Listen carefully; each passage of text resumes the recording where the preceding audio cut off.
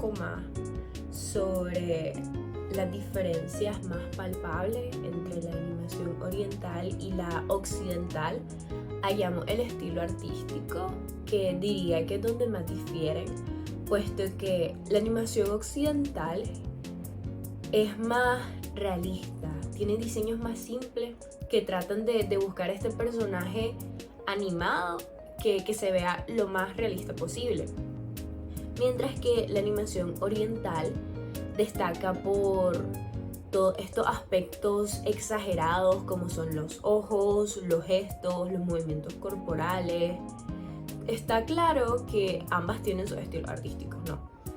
Pero aún así el anime destaca por todos estos atributos, además de hacer uso de más elementos visuales. También tenemos escenas prolongadas de diálogo o de silencio incluso. Podemos ver cómo a veces hacen close-ups a objetos cotidianos, como lo son a veces, hemos visto en escenas de anime, cómo solo enfocan el movimiento de las hojas o como el movimiento de la llanta de una bicicleta, para desarrollar e ir un paso más en esta narrativa en la que se desarrolla la historia. Por otro lado, la animación occidental, específicamente la estadounidense, resalta por los ya mencionados atributos realistas en el diseño de personajes, además de escenas llenas de dinamismo y de acción. Esta carece de los silencios que mencioné anteriormente o estos espacios de diálogos prolongados o monólogos interiores de los personajes, como es característico en el estilo de Oriente, que utilizan este tipo de elementos para llevar un paso más la narrativa o para profundizar en la historia y en la interpretación de esta. Por otro lado, la animación occidental busca llenarte la pantalla de la mayor cantidad de elementos posible o chiste absurdo, porque es como que no confiaran en que la audiencia puede retener la atención de manera ininterrumpida en su contenido, y están constantemente tratando de que esto se enfoque, lo que es bastante extraño en comparación a los de Oriente, porque confían bastante en su historia para obtener la atención de la audiencia. También algo que es bastante diferente de estos dos es que la occidental es bastante comercial, ya que esta vende los valores tradicionales de Estados Unidos específicamente, y no tenemos tampoco como zona grises en cuanto a los compases morales, porque en esta historia están bien definidos. Como digamos en Oriente hay espacio a una mayor interpretación o a verdaderamente el pensamiento libre y la interpretación de la historia, tu propia opinión, que no se te dé esta idea o el mensaje en una bandeja de plata como es la costumbre en Occidente, ya que son bastante claros estos compases morales. Es como blanco y negro, no hay zona grises por completo, no hay ambigüedad y no hay espacio en el que vos puedas interpretar verdaderamente lo que estás viendo. También se puede notar como quién es el malo, quién es el bueno. A veces no están bien desarrolladas las convicciones de estos personajes. Como mencioné que se puede ver quién es el bueno y quién es el malo, se nota de hecho en el diseño de estos personajes. Se puede ver en la estética. Digamos, los protagonistas tienen una estética más colorida o más cálida, que te recibe, por así decirlo, mientras que los personajes que son los villanos tienen como esta estética de colores fríos, de colores morados, azules, que es como este diseño siniestro. De igual forma, lo podemos ver ejemplificado en muchísimas de las series de finales de los 70 de Estados Unidos, como G.I. Joe, He-Man o incluso los Thundercats, que tienen como este tipo de estética que está bastante marcado. ¿Quién es el bueno y quién es el malo? Punto que vale la pena comentar es como actualmente en la industria de la animación de Occidente, bueno, como mencioné, en la moderna, vemos cómo se está estancando, por así decirlo, bueno, principalmente hablando de Disney. Y lo menciono y lo generalizo porque uno de los mayores exponentes de la industria de la animación occidental, entonces pienso que sí vale la pena mencionarlo, ¿no?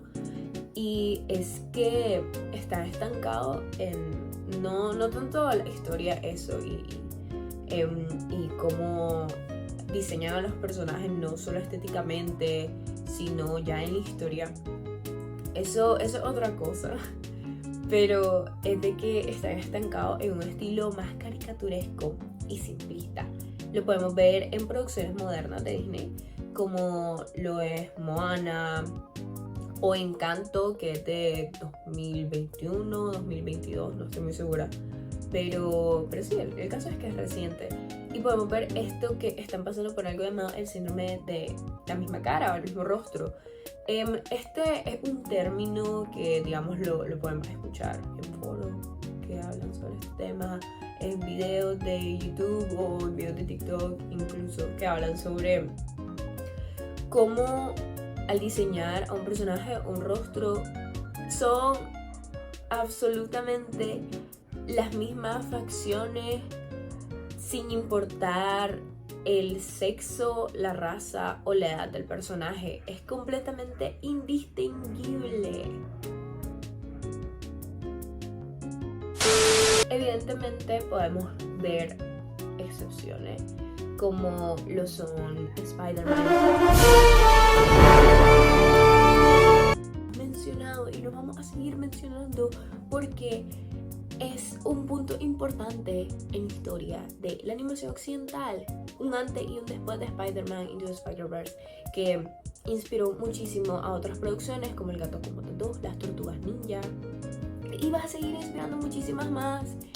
Y este estilo diferente, más único, más individualista, que podemos notar que hace que te sientas emocionado de nuevo por ir a ver una película, no simplemente un personaje que tiene la misma cara pequeña de Steven Universe o de Moana o de Frozen, que es el mismo rostro. Otro aspecto en donde parte de su estilo artístico es en el estilo de animación que utiliza.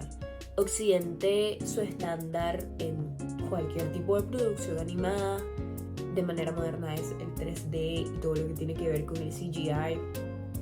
Es bastante raro que una película actualmente animada utilice animación 2D. De hecho, por eso se extraña bastante este tipo de animación, porque daba unos detalles impresionantes a las producciones y muchas personas están de acuerdo o dicen de que debería cambiar o se debería incluir un poco más, como ejemplos como Spider-Man, que ya lo mencioné muchísimo, pero sí. Mientras que en Oriente, específicamente en Japón, se tiene el estándar, bueno, en el anime, que se utiliza las animaciones 2D, que es lo característico, es lo tradicional. Dudo que vayan a cambiarlo, y verdaderamente esa estética que se extraña, que se refleja en estas animaciones, y es lo que la gente busca y es lo que la gente le gusta verdaderamente de estos, porque es una estética bastante especial y es lo característico del país y de las producciones de Japón. Evidentemente utilizan en algunos casos la animación 3D, pero la manera en la que difieren es la textura o cómo lo utilizan en los contextos. Como dije, Occidente es completamente el estándar, siempre se utiliza, mientras que en Japón, su caso específico, como escenas más dinámicas o movimientos muy complejos, de que sería mucho tequio hacerlo en animación 2D, por lo que resulta más fácil hacerlo en 3D. Otra diferencia es el público objetivo. Verdaderamente, tal vez se han dado cuenta, tal vez han puesto atención al video, pero en Occidente se espera de que todas las producciones animadas sean meramente para niños, estén llenas de chistes absurdos y se busca de que todo el enfoque sea para niños. Son los principales consumidores por su naturaleza, por la naturaleza de la historia. También es la característica comercial de que sean los niños, si la mayor audiencia son los niños van a invertir en los productos, en los juguetes que saquen de estas producciones. Entonces es como que los niños, simplemente es para los niños. Actualmente se hacen producciones para adultos. Bueno, no solo actualmente, desde años como los 70, mencionamos en el video el origen de la animación occidental y oriental, que a mediados de los años 70, como en 1962 más o menos, se estrenó una película que se llama Fritz the Cat, y de hecho es una película animada para adultos.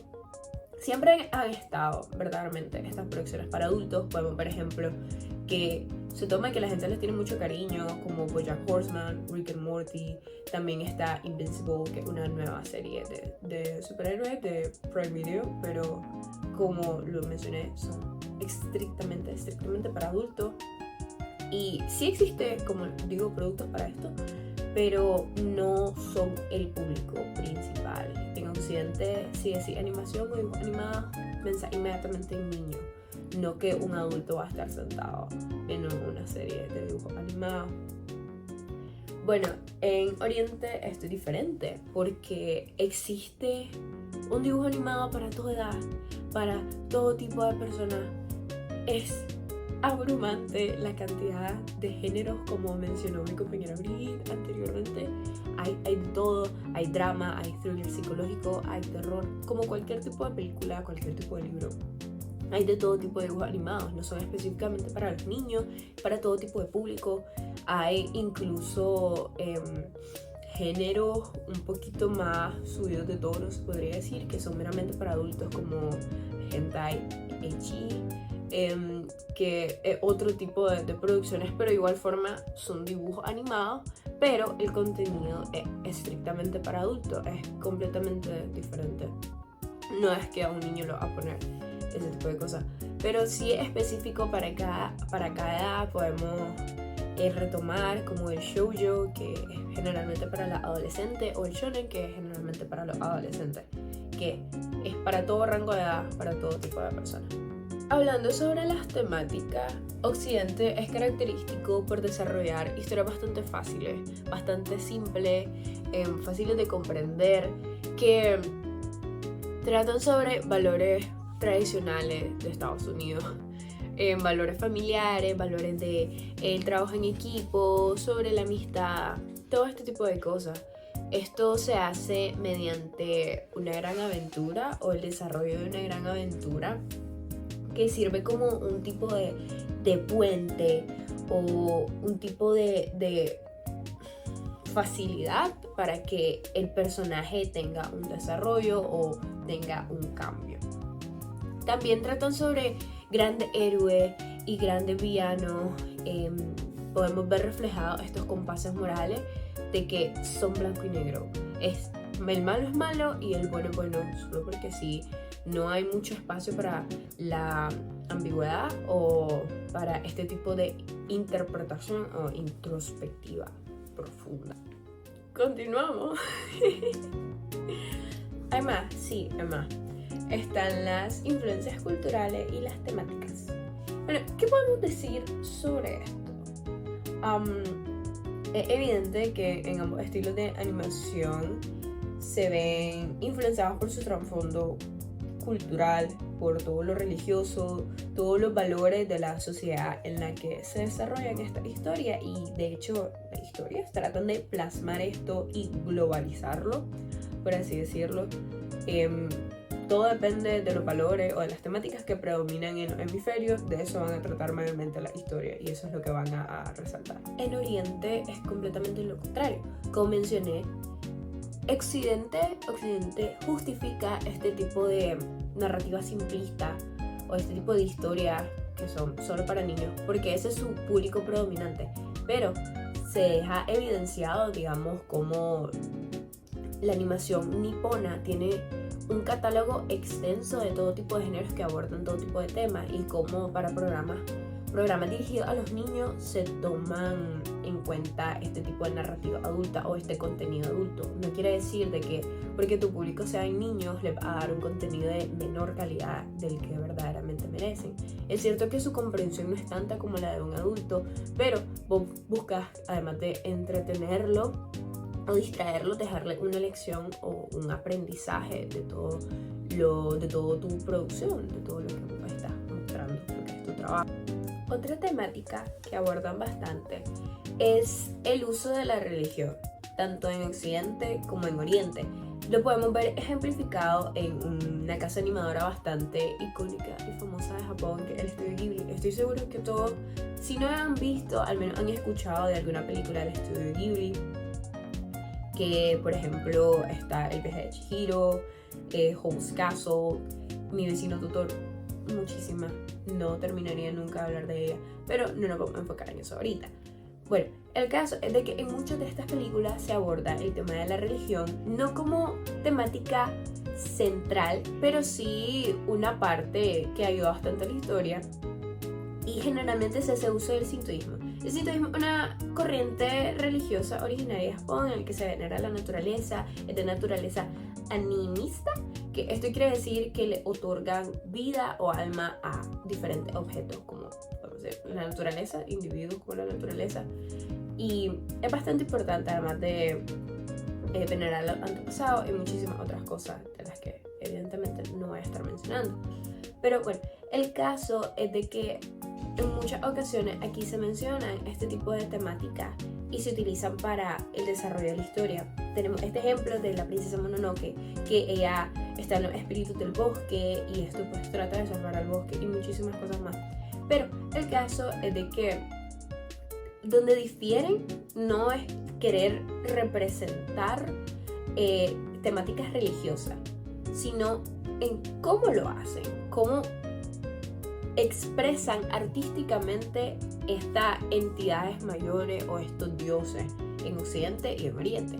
En Oriente, por ejemplo, en la princesa Mononoke, todo lo que es los espíritus del bosque, por ejemplo, se hacen de manera bastante neutral, no tienen género, no tienen atributos humanos, no tienen sexo.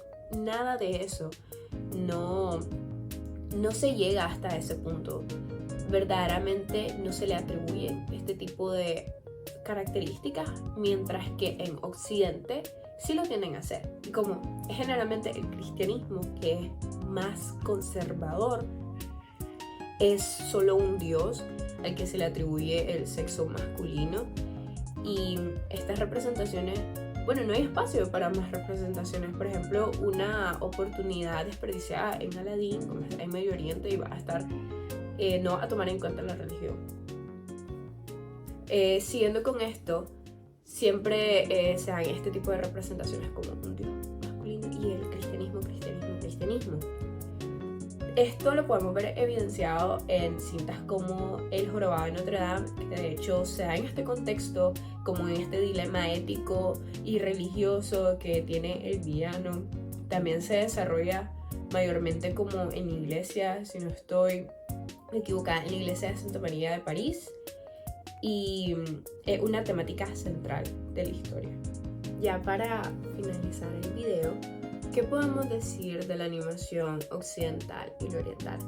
Bueno, esta posee múltiples similitudes, tanto como la narrativa visual, la innovación tecnológica, así como el género y ciertas temáticas. También comparten este tipo de estructuración de capítulo tras capítulo, y hasta cierto punto utilizan ambas la animación 3D como un estándar. Sin embargo, poseen diferencias también, como lo son el estilo artístico, las temáticas, también las influencias religiosas y las influencias culturales. Como mencionamos, Occidente tiende a priorizar un público infantil, dan diseño o historias más simples, más realistas, no realistas en historia, pero en el diseño de los personajes. Buscan como este personaje animado que luzca lo más realista posible. Mientras que en Oriente se da un estilo hasta cierto punto un poquito más artístico, más extravagante, más detallado y sobre todo variado. Aquí no hay un solo público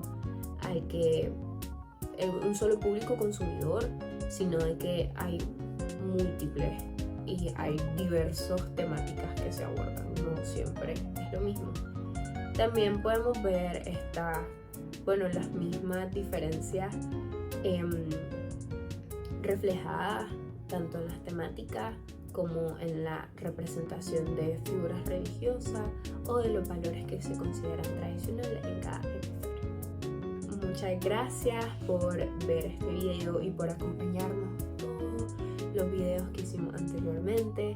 Esperamos toda esta serie de videos les haya servido para informarse o al menos que les llamara un poquito más la atención la animación y pues vean verdaderamente que no es solo un chacuatol lo que es la animación, sino que están sus diferencias y hay unas características específicas dependiendo de cada zona, cada país, cada hemisferio en el que se desarrolla.